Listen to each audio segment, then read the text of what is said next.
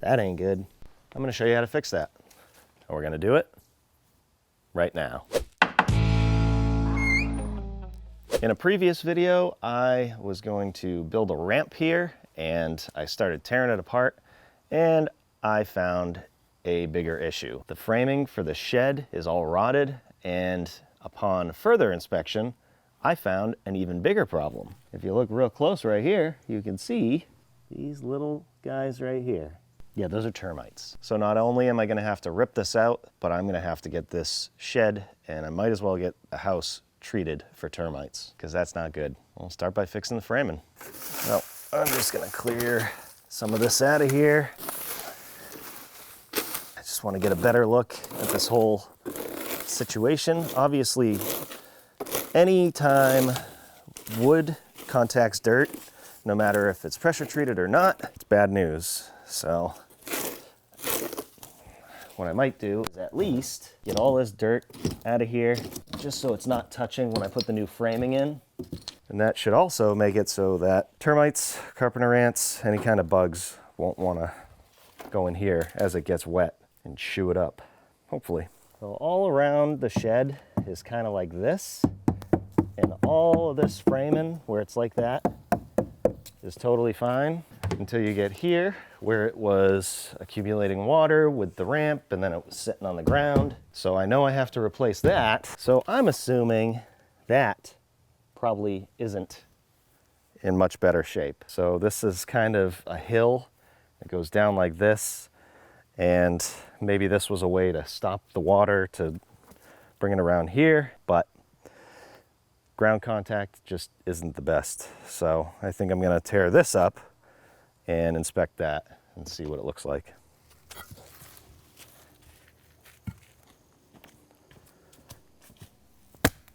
Oh no. Ants, little ants and termites. There's nothing left to this. I'm gonna stack all this stuff up here, by the way, and then I'm gonna spray all this with termite killer until I can have somebody come out here and actually treat it. Oh my God. And if I had to guess, these have been here since 1999. That's when the house was built anyways.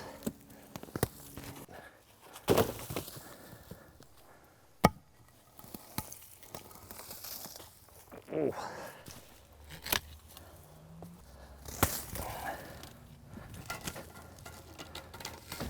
I just wanted to build a ramp. Just gonna try and get some of this dirt out of here. And then I'm gonna try and slope this down this way.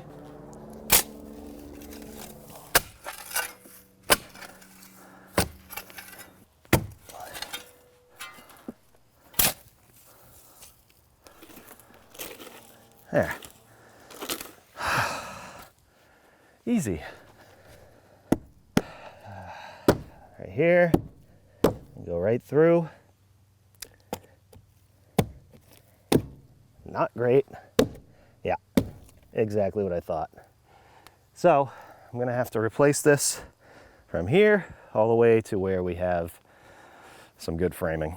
So I know all this is rotted and I wanna get rid of that. So I wanna find where it is good, where the framing's good. There's a block right there. We'll clear some of this dirt out of here too. And leave it that way.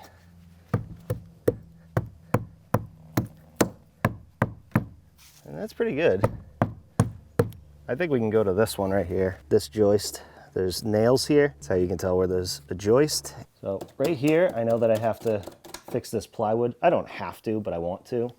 So what I'm gonna do is cut this back a couple inches, and that way I can kind of investigate this a little more since I'm gonna do it anyways.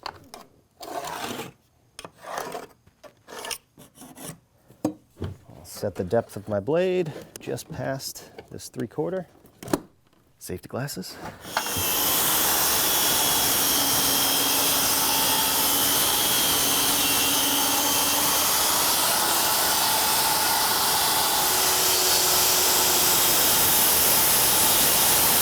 trying not to hit the nails.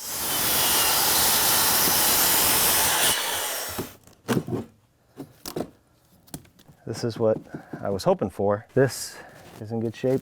I'm gonna take my little camera here and do some investigation. And you can see that is sitting right on the ground. That's unfortunate, but also fortunate, because when I take this out, this piece in the front, I don't want this shed to move. So I could do some blocking right here where the critters have made holes, but should be okay. So another thing that's going to hold this up is this joist on the outside is sitting on this block, and then over here there's a joist right here. That block goes further, so that one is sitting on this block. Not that they're very structural, but we also have one over here. So, and the joist is right there. So you just want to make sure that whatever you're cutting out, it's not going to drop on you. Of course, this is a shed not far off the ground, and it was built a long time ago, and a lot of things are holding it together, so I'm not worried about it. But make sure you take the proper precautions before you go cutting something like this out. It's gonna be really tricky to get a square in here. So I have this piece that I cut with a square end, and I'm gonna try and hold it where it needs to be and then make a line with this. Can adjust afterwards if we have to. There's my line. I'm gonna cut that right there. So it's gonna be nearly impossible to get a Sawzall in here, so I'm gonna use my favorite tool in the world, the oscillating tool. And I think it's worth mentioning that I'm choosing to make this cut under a support. So when I put another piece in here, it'll be supported by this.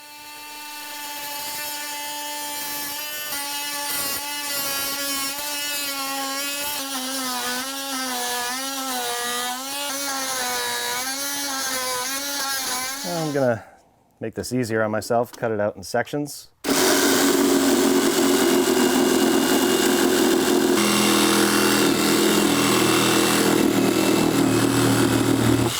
Use a cat's paw to try and get these nails out of here. Do that first. That's buried.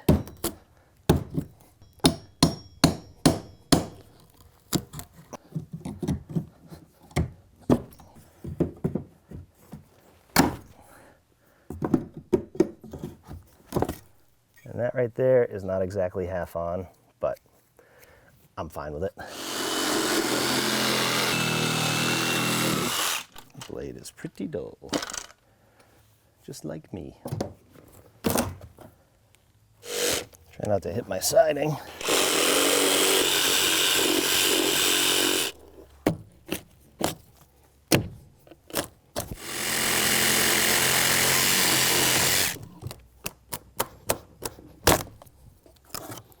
This does go up past the siding a little bit, maybe a ½ inch, but I think we'll be okay.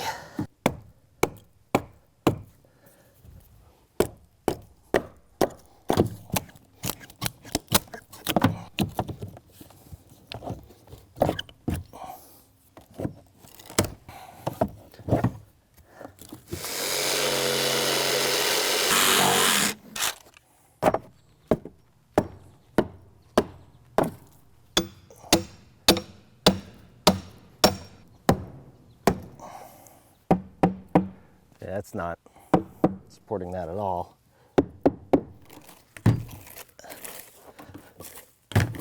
Ooh boy.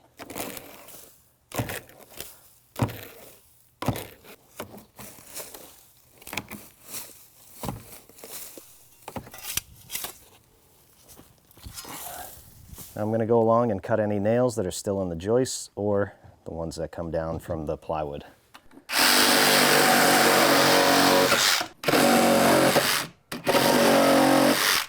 If I have to, I can use this tool to get in here because it's a little tricky.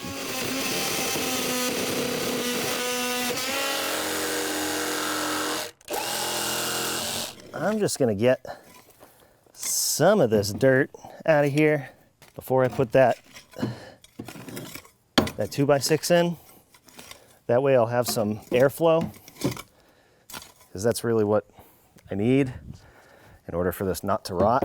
And the 2x6 I got is rated for ground contact, but that doesn't mean bury it in the ground. And all these joists look pretty good, with the exception of this one. That rotted out on the bottom, and it probably sank into this block, and that block is up a little bit, so that might give me a little trouble when I put this in, but we'll see.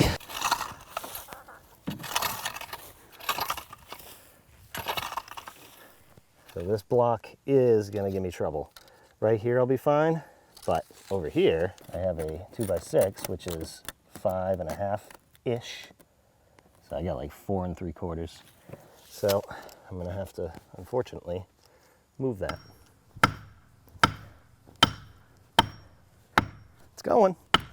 I mean, the whole point really, it should support the outside box too, but I'll put something over here after. Now I can make way for my 2x6. I'm just gonna make some marks where all these joists are so I know where to nail it. There.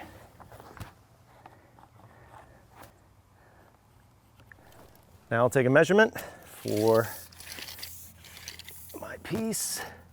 Go down to my cut, 126 3/8. Square one end.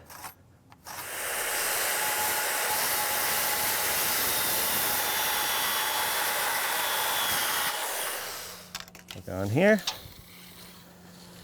126 3/8.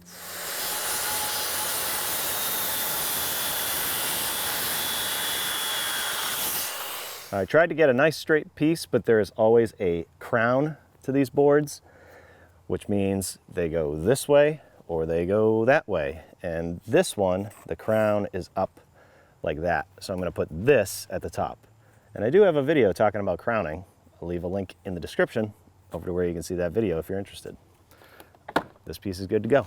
Before I put this 2x6 in, I can use something like this cut and treat wood preservative to seal the ends, and this will just make it last a little bit longer. I could also do this with the existing joists on the shed and the cut that I made if I wanted to. Hopefully this won't give me too much trouble, because I'm sure this sank a little bit over time, so it might be a little out of whack. But I'm gonna try and put the top in first.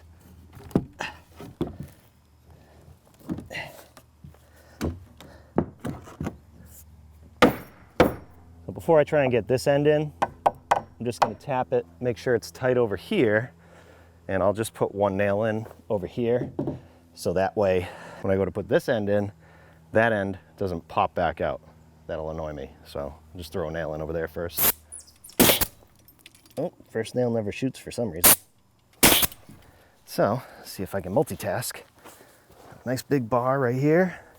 Try and push it in up the top of my foot without pulling a muscle or something.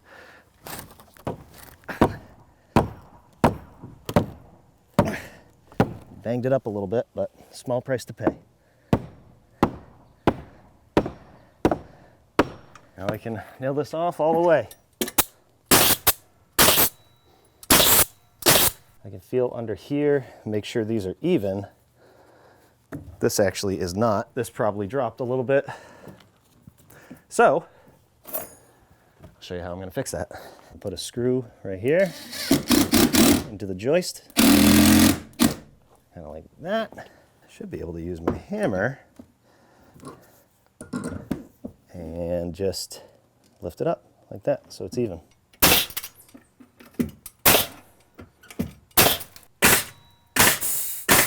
And that one's even.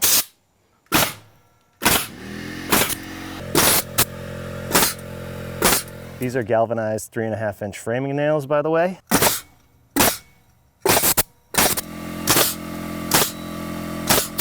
Okay, that looks a lot better. I got plenty of space under there for this thing to breathe, so hopefully I won't have any more issues like that for a long time, or the rest of it will start rotting out and I'll have to build a new shed. Whatever. Now that I have this piece in here and it's nice and solid, I can cut back this plywood all the way.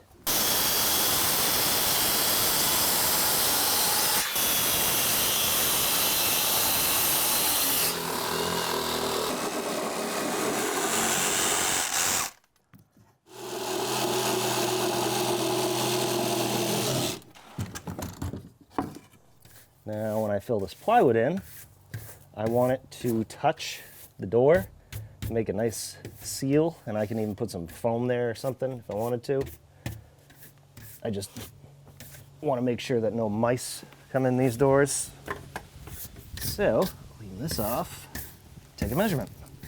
All right, so I'm inside and I'm just gonna take a couple measurements like this. Make sure they're all the same.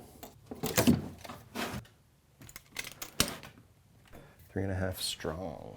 And I'll mark it on my piece of scrap wood that I found.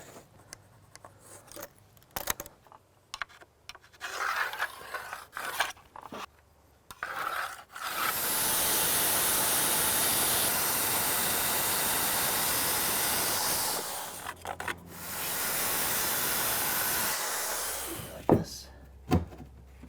Might have to take those pieces off.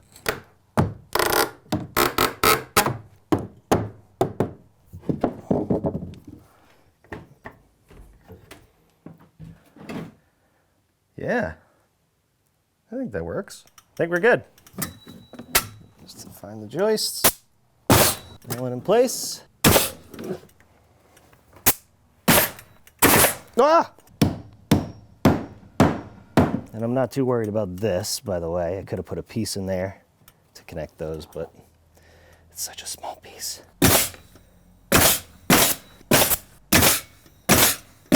I'll shut this one more time. I'll put these pieces back.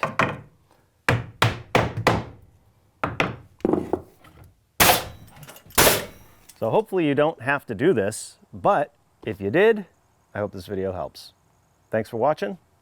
We'll see you on the next one. One more thing, carpenter ant and termite killer.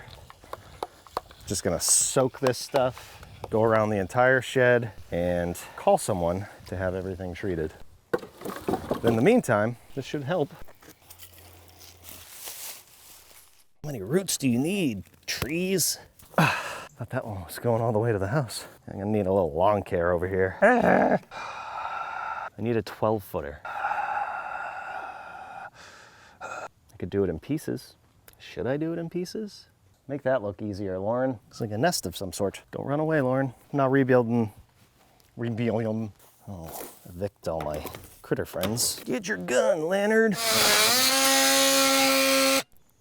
Uh-oh. As I suspected. I'm trying to break that nail. Come on. Let's take a look. It's in a book. It's reading rainbow. Are you ready, Lauren?